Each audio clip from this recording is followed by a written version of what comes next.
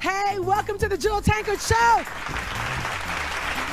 Excited about today's topic, growing up Greenleaf, interviewing none other than the beautiful Desiree Ross. You've seen her on Greenleaf, honey. If you ain't watched it, you need to get all the way caught up, okay? Because when I tell you that is a juicy show, Oprah absolutely did her thing on that. But what I love about this is that it really speaks to the fact that success knows no age. So it doesn't matter if you're 18 years old or 81 years old or 41 years old. If you make a decision to be successful, that you can do it.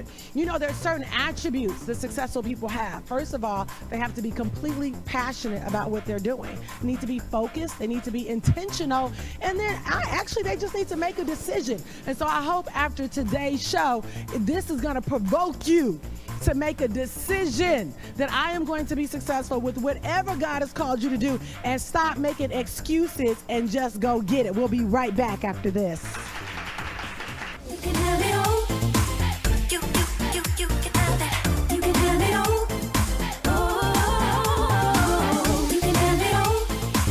You can have it. You can have it all. Oh, let's go.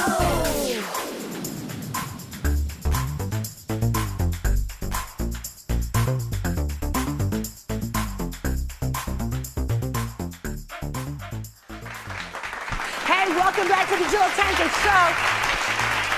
All right, today's Millionaire's Madness tip. Successful people are willing to take risk and willing to do what it takes. You know, you got to make up in your mind that you're not going to focus on what's not happening for you. Don't even focus on your problems. You can still enjoy life and move towards your goals even in the middle of problems, whether it's personal problems, family problems, health problems. Successful people learn how to rise above all situations, all circumstances. And you know what? I don't think you think too hard or long about if this doesn't work, what's going to happen. I always think about, if I don't do this, then I know that I cannot grow and go to the next level. And so it's all about perspective. It's all about what you think about. I always tell people, take the risk, because it's going to develop boldness. It's going to develop confidence. And then you got to hang around other risk takers. You cannot have a whole circle of friends and everybody's scared. Everybody's playing it safe. Nobody's going to grow there. That's not where adventure is. I love taking risks. I think our whole family has developed this whole risk-taking attitude, because we realize that if we want to be successful and get everything that God has called us to do, we've got to step out, even though we don't know necessarily where that next step is going to take us. You know, many times we want God to show us like the whole plan. He's not going to show you the whole plan. He's just going to say, go do this little part or go do that little part. And then once you do it and you step there, you meet the person that you need to meet, you get to where you need to go, you become this person that you can look in the mirror and say, you know what? I am absolutely inspired by myself because I was willing to do what it took. Okay, so now I'm so excited about our guest today, Desiree Ross. Give it up for her. Yes, girl. You are so adorable. Thank you. I know everybody told you that. But first of all, before we get started with, you know, what you've been able to accomplish, you came in here with this super cute hoodie, Jeremiah 29. Camera, get that. That's so cute. Yeah. Verse 11. Let me see the side action. Okay, so I see the harm. Says, you know, for I know the plans I have for you, declares the Lord, plans to prosper you, not to harm you, plans to give you hope in the future. I love it. So what inspires you to do that?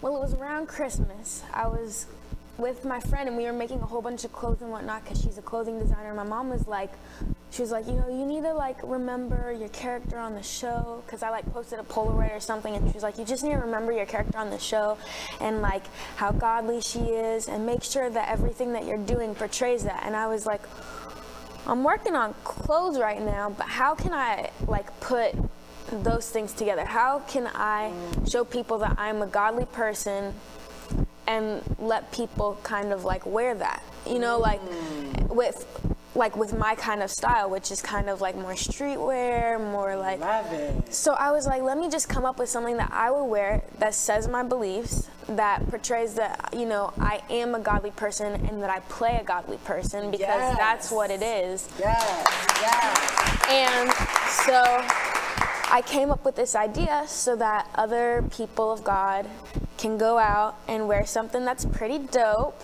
but also be wearing their beliefs and spreading his word. I so love that. Like, I'm so proud of you. I had an opportunity. We met at the Stella Awards because you were presenting, and then my honey was there getting inducted into the Hall of Fame, and it was great. Had an opportunity to meet your mom, who's so sweet. So obviously, most people probably recognize you from Greenleaf, which I love that show. So tell me a little bit about how, because you started acting at a very young age. Right. I started acting when I was 9 years old. How old were you when you decided? Was it something that your parents pushed you to, or was it something just on the inside? Actually, my mom lived in Long Island and in LA when she was growing up, and then she ended up moving to South Carolina after she met my dad. And so when I was about 3 years old, I told her I wanted to be an actress. Wow. And she was kind of like, oh man, like I just moved from LA to have a daughter that wants to be an actress.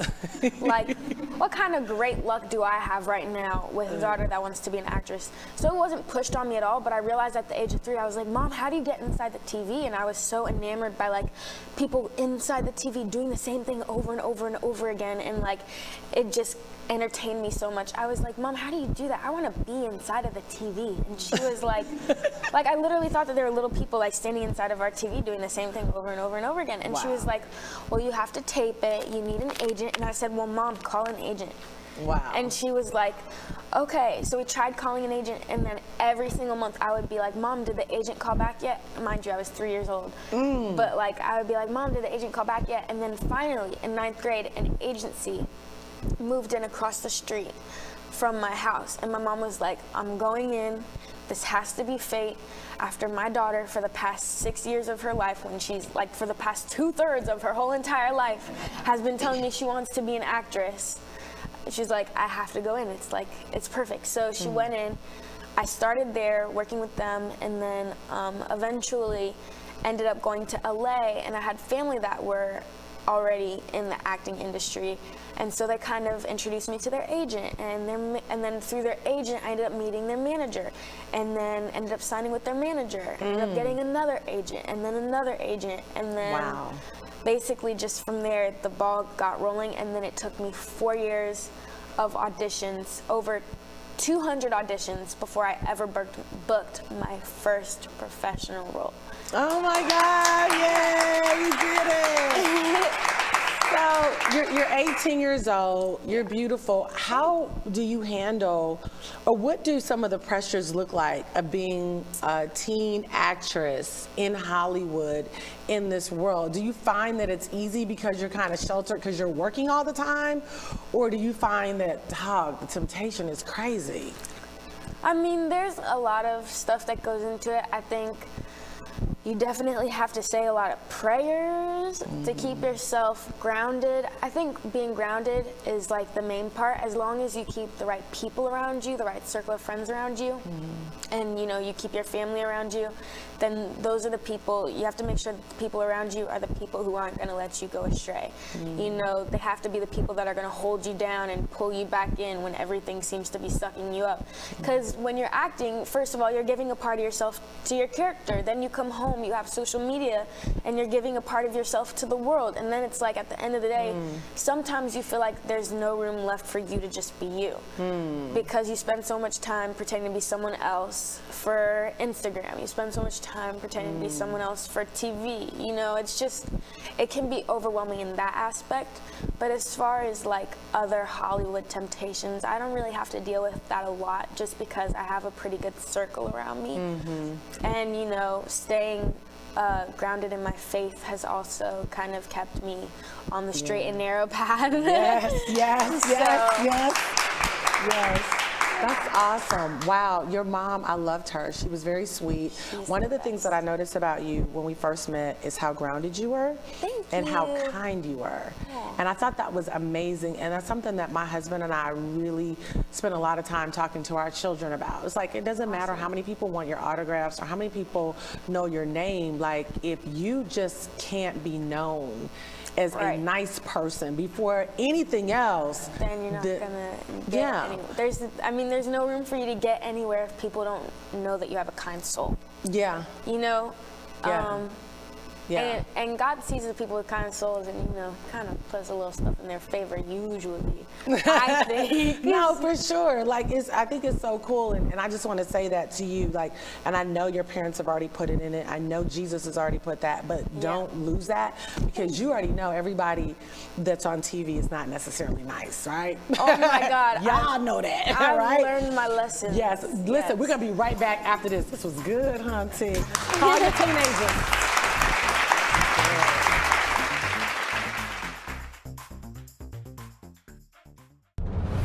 This is your place of influence and change, hope and faith. Your place of daily transformation. The hour is now to shine our light. Together, let's grow. Find hope and elevate your faith. Reveal and step into your purpose. Impact your world today. This is your moment. This is your Impact Network.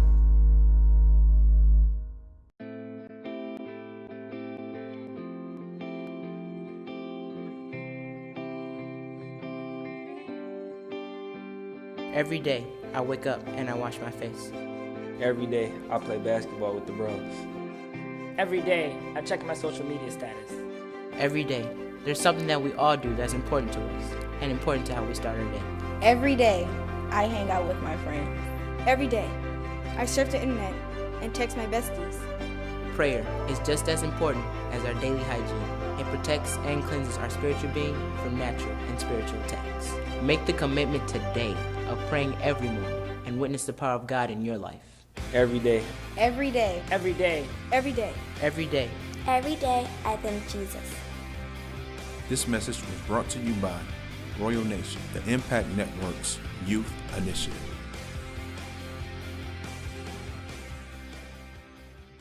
Hey, welcome back to the Jewel Tankard Show. Here with Desiree Ross, the fabulous. Okay, let's jump right on here. So, you talked about, keeping the circle of people around you. Yeah. And so obviously you're working on OWN Network with the fabulous, amazing Oprah. Yes. Have you had an opportunity to meet her yet? And what was that like? Yes, I actually did meet her. I was like really shocked because I didn't know that she was going to be where I was at when I first met her. I walked in to go to this little cast meeting with the writer, and I didn't know that she was going to be there. So I kind of walked in, I saw her, and I turned around to my mom Mom, Oprah's behind us. And she was like, wait, what? And I was like, Oprah. And then finally, when I got to go meet her, I was like, hi. I didn't know whether to shake her hand or give her a hug, and I was kind of freaking out, sweating a lot. Definitely didn't want her to shake my hand, but she pulled me in for a hug, thank God, because my hands were sweating at that point. I was so nervous. Oh. And I was like, she was like, oh, your hair smells good, and I was like, oh my God, Oprah just told me my hair smells good. Okay, let me put you on, girl. This is what shampoo I use. No. So did you guys get a chance to talk at all? Or? We have had a couple of chances to talk. Okay. I mean, one of the times that we talked was after Trump was elected president. Mm-hmm. And we had started filming the day that he was elected for the second season. Yeah. And me and Lovey were living together. Lovey plays my cousin Zora on the show. Right. So we were living together, and we didn't sleep because we were just upset all night. So we were like, I can't believe this happened. So we were talking to Oprah about it, and she was basically like, there's no room for hate because hate is what got us here in the first place. That's so good. Yeah. And if we want to change anything, we have to do it with love. Yeah. So there's no point in hating on Trump and that's good. saying all this stuff because you can't beat fire with fire. Yeah, absolutely. You know, and the Bible talks about in 2 Timothy that we're to pray for those in authority, even if we don't agree with them. Right. So that's so powerful. Working at our network, what things have you picked up in terms of, because you're still an entrepreneur, being an actress. What are some of the things that you picked up about how she treats people and how she manages her whole empire? She's very like, she knows what she wants.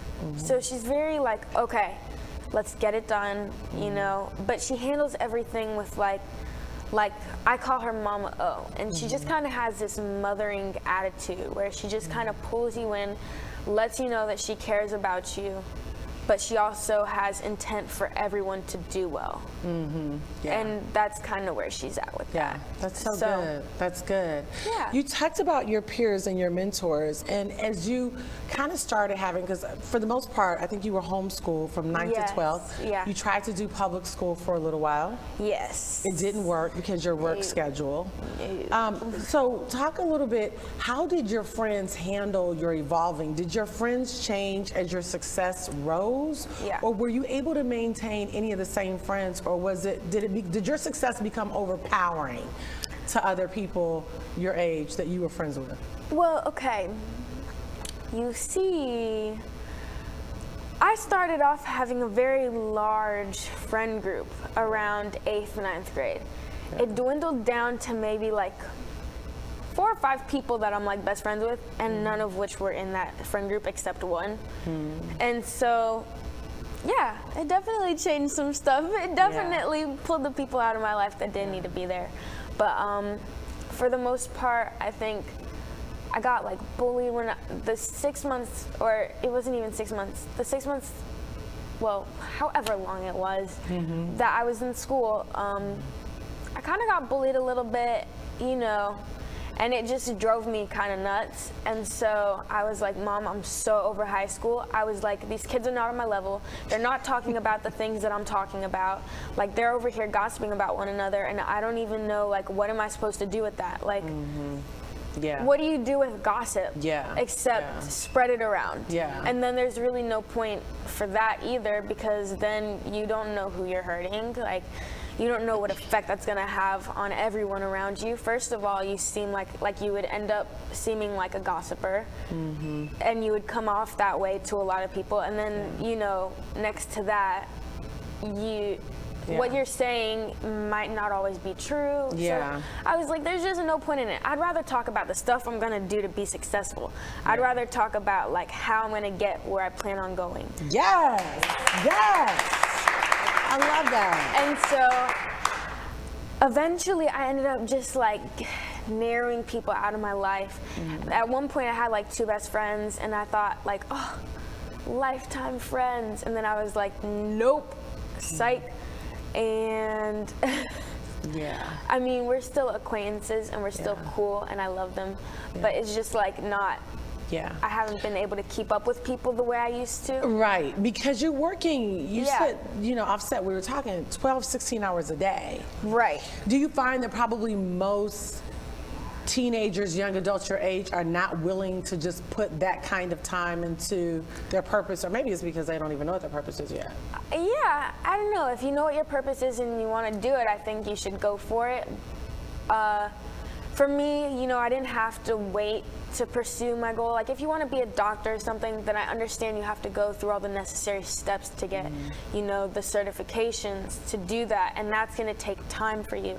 But for me, it was just a matter of jumping in to my field and just getting it done.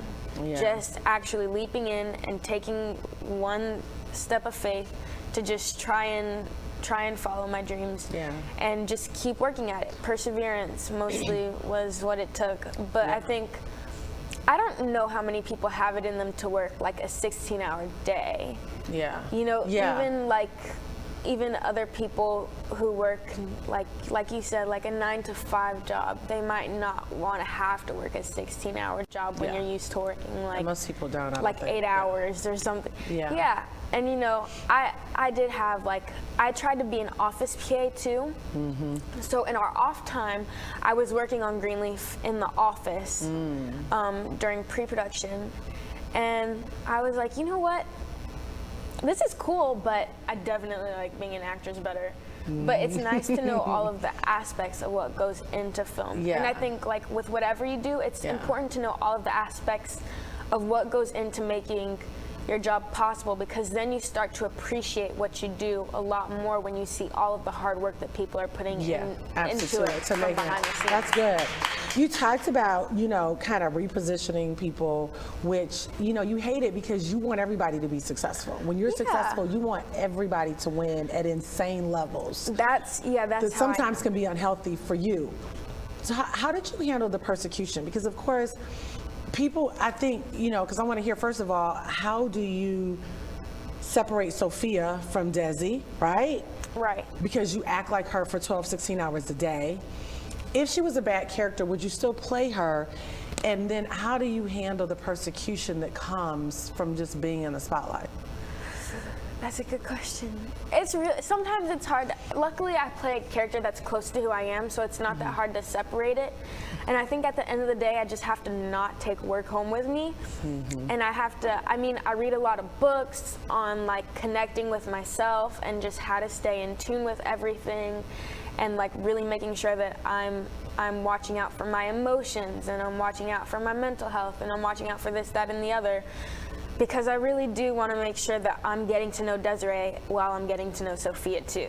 Yeah. I have to make sure that I'm taking the time to do both. It can't just be I'm Sophia all the time for 6 months, and then all of a sudden I have to shift back into going into being Desiree, because then it's like, who even is Desiree when you haven't been her for, you know, so long. So I definitely, sometimes I have a hard time with that, but a lot of people are like, oh my God, you seem like nothing like your character in real life. And I'm like, she's a part of me. She's just, she's a part of me. Yeah. And that's the only way I know how to describe it. It's kind of like having like multiple personality disorder, and you just have this other person living inside of you. That's fair. And they just come out sometimes, and they're like, hey world, hey. Yeah. But then at the end of the day, you're like, you're going back inside. I'm tucking you away. And it's my time.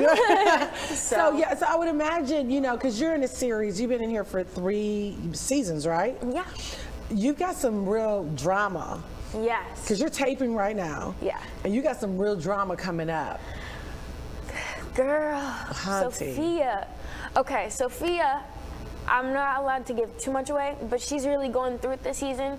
You're gonna kind of see how someone who is seemingly the perfect Christian doesn't necessarily have the perfect Christian life when they're handed some extraordinary circumstances. So when you're dealing with something that's kind of heavy, really heavy for you to deal with, it's hard in those instances to really believe and trust in God. And so I think Sophia is going to be a good example that no Christian is perfect. Right. No Christian, there isn't a Christian that doesn't have doubts at some point in their faith. You know, everybody kind of goes through that period of just like wondering or experimenting, or like, you know what I'm saying? Yeah. But I think it's just going to show that even the perfect Christian does not have the perfect Christian life. Yeah. Because there really is no such thing. Absolutely. Absolutely. Everybody is dealing with their own things. Right. And our lives aren't perfect. Yeah, I mean, you can even see that in who your mom is playing. You know, Right. you see that she loves God, Yeah. but then she's still working out her own stuff. And I Yeah. think that's the thing that we have to realize, that we only serve a perfect God. Right. But we're imperfect people. Exactly. You know, and you never get to that point where you're like, oh, now I'm done with going through this. Because if you're not going through this thing, then you're going through something else. Right. We've just got a minute left. Tell me really quickly, what would you tell young girls your age? I would say be perseverant. Just work towards your dreams. If you know what you want to do, go for it, work for it. It took me 4 years to get where I wanted to get, but finally I got here. And let me just tell you, working for your dreams is totally worth it. It's going to make you so happy, and I know that you can do it. Woo, you did so good, girl. Give it up for Desiree. Check her out on Greenleaf. Man, what an inspiring story. Well, now it's time for travel time with Jewel. I'm so lit about this whole thing that we just started doing on the show really recently, this was a time where we actually used to do Reality Watch, where I would kind of talk about what was going on in the reality world. But producers got together and they said, you are so big on exposure and travel, and all those things really impact and kind of make me and the people around me who we are. Sometimes you don't realize what you want, right, until you're exposed to it. And so I'm blessed because I had an opportunity to, I was raised by my parents, but my grandmother had a huge influence on my life. Like, I would go over there every single weekend in Detroit. She's still in that same house. She's been there over 50 years, y'all. Like, grandma, you want to move? Oh, no. But anyway, she had a huge influence on my life. And I would spend the night over there on the weekends. I remember we would watch The Love Boat and Fantasy Island. That's both when those shows came on. And so there are just some memories that we created. And so I had an opportunity to celebrate 95 years. And I remember her being a school teacher. I remember her opening up her own store. I remember her selling Avon.